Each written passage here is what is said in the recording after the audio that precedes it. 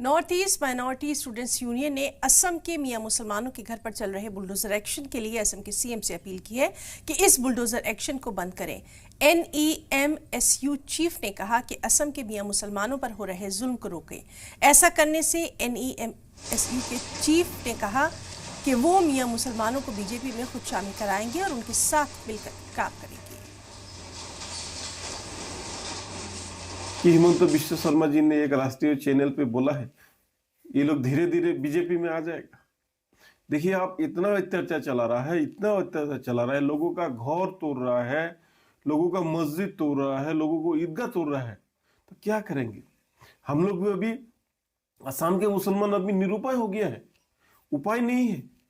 अपने जीवन बिताने के खातिर, अपने परिवार को शांति में रहना और बिताने के खातिर, जिंदगी गुजारने के खातिर अभी तो बीजेपी करना पड़ेगा हम लोगों को। तो मैं आपके जरिए असम गवर्नमेंट को रिक्वेस्ट करूंगा कि आप जो ये इवेक्शन कर रहा है, ये इवेक्शन आप बंद कर दीजिए।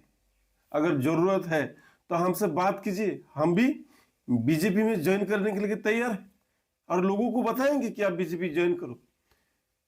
अगर ज्वाइन करने से ये लोग का घर तोड़ना बंद होगा, घर पे बुलडोजर चलना बंद होगा, तो हम हमारे कौम के लिए बीजेपी में भी ज्वाइन करने के लिए हम तैयार हैं।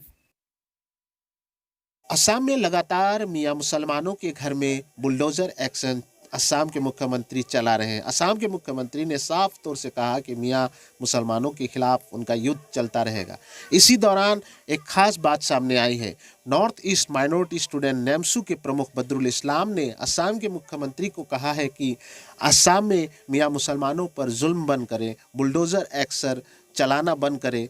तो बदरुल इस्लाम नेमसू के नेतृत्व में सारे असम के मियां मुसलमानों को बीजेपी में शामिल करवाएंगे, योगदान करवाएंगे। उन्होंने साफ तौर से अपील की है, असम के मुख्यमंत्री को कहा है कि बुलडोजर एक्शन मियां मुसलमानों के खिलाफ बंद करें।